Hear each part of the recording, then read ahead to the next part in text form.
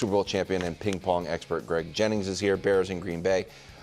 Bears top seed on the entire NFC. Packers on their heels in the NFC North and can take over with a W. Now Chicago has won 5 in a row. Green Bay has won 3 in a row. Does this game mean more for the Bears or the Packers? This definitely means more for the Bears. Wow. Yeah, and I figured you guys would kind of be a little like, what? The Packers have dominated this series for the past 30 years. And when wild. I know, 30 years, like 30 the Bears in recent history, like they finished 4th the last 3 years. You get a new head coach. He's now your 5th coach since Lovie Smith, the last coach to actually have some semblance of success against the Green Bay Packers. Ben Johnson you alluded to this yesterday. Soon as he gets the job, he alludes to how he's excited about, continuing to beat Matt LaFleur. Yeah. And he hasn't shied away from it. He understands the magnitude of this rivalry. He understands what it means not only to the people within that organization, but to the city of Chicago. On the other side, I'm listening to some of the Green Bay guys getting asked about this rivalry, and they're like, man, it's great that they're winning. We're excited. Do you think the rivalry is being restored? They're like, yeah, man, because they're finally winning. And if you're Chicago, you're hearing this stuff like, man, I don't need to hear that. It's been a rivalry. It's going to remain a rivalry. But the Green Bay Packers, they understand what's at stake. Chicago has been dominated and thoroughly beaten up in this division and in this series for so long. It naturally has to mean more to them. Believe it or not, I'm with Greg.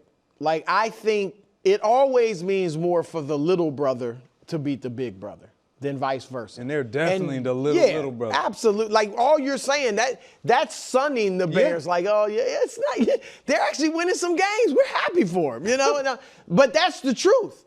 If the Bears win this game, like if the Packers lose, they're still going to be in the hunt. It gets dicey because it's a tough division, but they'll be fine. But the Bears, this takes them to a whole nother level. Beating Philly raised my antennas. Yep. Yeah. If they beat Philly and Green Bay in back-to-back weeks, you are a legitimate Super Bowl back-to-back contender. road games too, yeah. right? Yeah. Yes. So you're a legitimate, now the expectations go from just kind of making the playoffs, oh, we got a future, to let's win it this year. So this might sound contradictory, I don't mean it to. I agree a win would be more meaningful for the Bears, but a loss would be more damaging for the Packers. I agree. So I agree. Okay, so because we are, and I promise, I am not out here just trying to put every coach in the world on the hot seat. But I do want to remind everyone that a month ago, this same publication, this same writer, Matt Schneidman of The Athletic, told us about, hey, remember how LaFleur and Gutekunst didn't get contract extensions this offseason? And after back-to-back years where they didn't have, great regular seasons and last year lost early in the postseason, that after going all in for Micah, if this year ends with a whimper, there could be some job security questions. Well, to your guys' point, the Packers aren't the team in first place. The Packers are coming off a great win, and because of that, we looked at what they could be and like, wow, they can win the Super Bowl. But if they lose the home game to the Bears, then it's certainly on the board that in a couple weeks they lose the road game to the Bears, and there's going to be at least one, if not two, really good NFC playoff teams that are left without a seat. And I feel like the Bears they're not quite playing with house money yet for this season, but they're close to it. The Packers have to win a game like this. It's at home. It's to keep you alive for the division. So I think a win would mean more for Chicago, but the only team that's in panic adjacent with a loss is Green Bay, because it feels like it undoes all the good that was done on Thanksgiving. Cowboys Lions tonight on Prime. Here's the MVP odds. Let's take a look at this. Wow, Drake May, #1. Surprise. Then Matthew Stafford, then Dak Prescott, Jordan Love, and Josh Allen far back there. Nick, you finally came around to me. What? You came around to my side and be like, you know what, it's just a two-man race, but perhaps Dak can get in the conversation. You used to make fun of me for saying that. No. Do you think? You want Dak? No. The question is this. I haven't asked the question. Do you think Dak can make a run at a claim for MVP if he plays excellently? Yes. audience, please ignore the word salad Wildes was talking about earlier. Because In the conversation. no, I am not a huge fan of conversations about the conversation, which is what you're always trying to get to. You want us to be like, hey, well, who's a good example? Caleb. Christian McCaffrey. Ooh. Should he be in the conversation? Great question. To be in the conversation. Once you ask the question, he's automatically exactly. That's in what the makes it I am great. interested in the conversation to win the MVP. Oh. Just one conversation to win the MVP. Up to this point of the season, the last really 5 weeks at least, it's been a two-man race. Mm-hmm. It has been Stafford and May. Yep. And maybe folks could argue it's Myles Garrett, just because records be damned. If he has 25 sacks, he's the most valuable player in football. That's been it. I believe Dak, if he's sensational tonight and they win, it becomes a three-man race. Now, he is in third place, and you might say, well, right now he's in third place. Right. When the two guys' odds are minus 130, plus 120, and then 14-1, that's a two-man race. What I'm talking about is Dak becoming a reasonable bet to win it, because the argument against him would be Rams have 9 wins, Patriots have 11 wins, his team right now has 6 wins. And my counter to that would be if they get to where they can make the playoffs, and these are the defenses each team has for half of the game, 2nd, 5th, 31st. Then, if the numbers end up being close, then that to me mitigates the record difference enough to where he deserves to be weighed against the other candidates. I think he has played at an MVP level, Greg, like an MVP caliber, I should say. If the team starts all of a sudden becoming a real playoff contender, I think he deserves to be in. Here's what I want to throw at you, and you're big on this. It's not since 2008, so what is that, 17 years? Yeah. Have we seen a quarterback from anything but a number 1 or number 2 seed win the MVP? So I don't know that I like that, though. You're right that I'm big typically on history with MVPs. Yeah. I think that might be a bad history. I don't think that should be the rule. Right. By and any so, stretch. I don't think the MVP should come from a non-playoff team, but I do think we should be a little more discerning about in a theoretical world where the Cowboys catch the Eagles and win the NFC East. Was that as impressive as what the Rams do or what the Patriots do? Again, depending on how it goes. I don't think it should be as simple as 14-3, 11-5-1 for an individual award. As great as Dak has played, he has not played as well as Matthew Stafford. And you can't use the Drake May excuse would be Drake don't have the receivers anything close to what Stafford has. Well, Dak does. Yes. And his numbers haven't been nearly as good. Passer rating, touchdowns. Dak's got, I think, 25 touchdowns, 8 interceptions. Stafford has 32 touchdowns, 4 interceptions. So Stafford's numbers are way better. Now, Dak would have as good a story, a narrative, as Drake obviously has a good one as the second-year quarterback, taking the team from 4 wins. Stafford has a good one of the veteran Hall of Fame caliber, hasn't won an MVP. Here's his chance. But Dak plays for the Cowboys. That's huge. Dak is going to have several more games on national TV. We saw what a national TV performance with Drake on Monday night did. It moved him all of a sudden ahead of Stafford. Yeah. And so Dak's going to have plenty of those opportunities.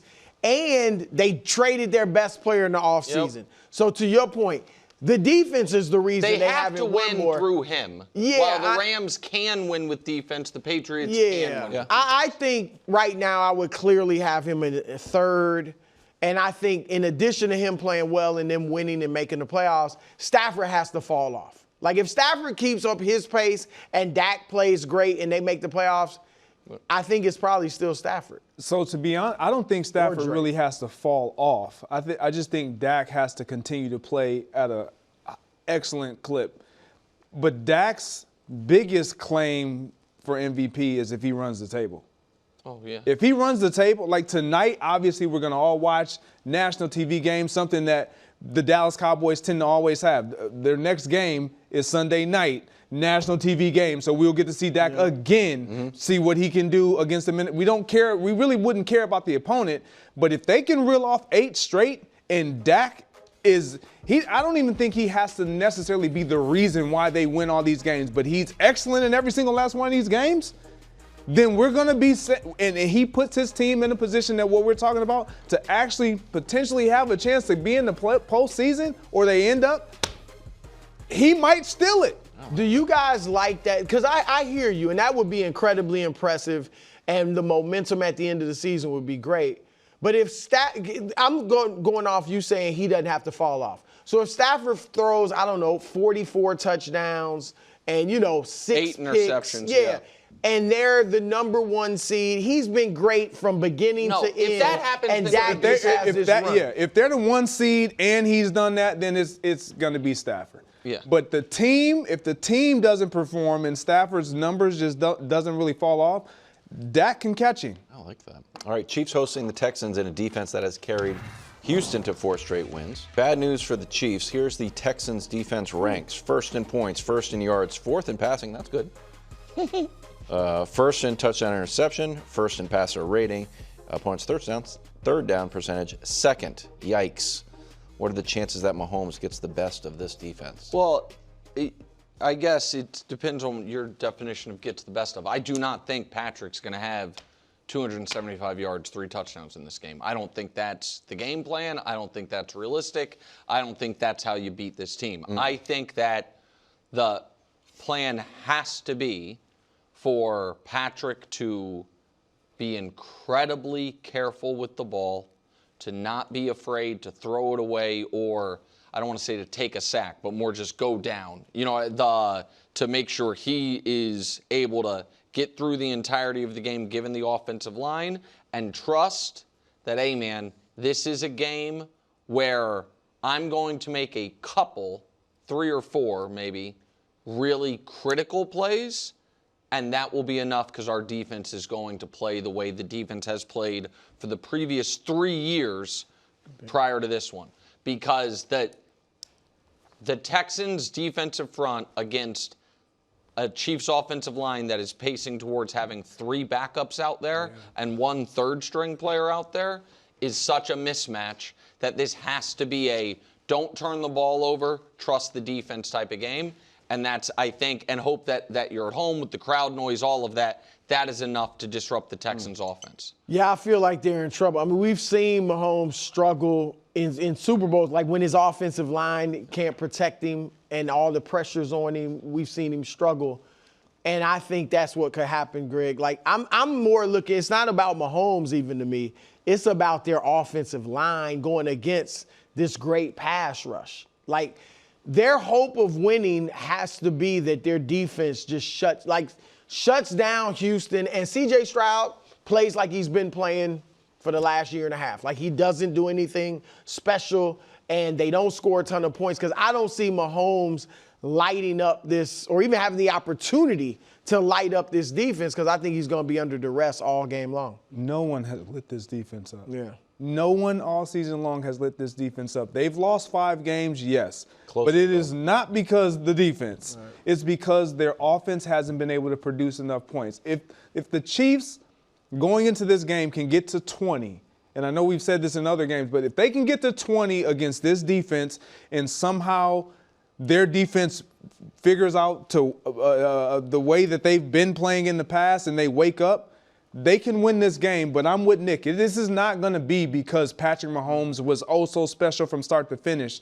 but they will have a chance to win this game in the 4th quarter. And it's why I put those guys on the butt list, because they have to come through and not beat themselves. Catch the ball, because it's going to be paramount to sustain drives against this defense. Get them tired, get them worn down, and keep them on the field as long as you can, and put up all points, field goals. Special teams going to play a huge part in this game. I do wonder how much of the Chiefs, because, again, it gets kind of lost in the fog of last season.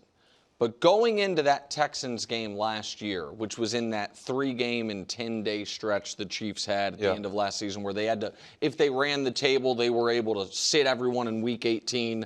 The Texans defense was playing out of its mind. The Chiefs offensive line was on, at that point, its 4th left tackle. And they were able to move the ball through an incredibly quick passing game. Yep. And listen, I think the Texans defense is even better than last year. But I do wonder how much of the fact that the Chiefs have played the Texans, this will be the 3rd time they've played them in their last 17 games. Or 18 games, that they have the familiarity with it. But this is the worst game on the schedule for the Chiefs to have the first game on the schedule where they're missing all these offensive linemen. Good. Not good. If the Texans win, They're dangerous. we're going to have some very hot takes on Monday on their ceiling. Yeah, on the Texans ceiling? Yeah. Yeah, absolutely. Thanks for watching. Subscribe here to get more from the show and to check out clips from other shows on FS1.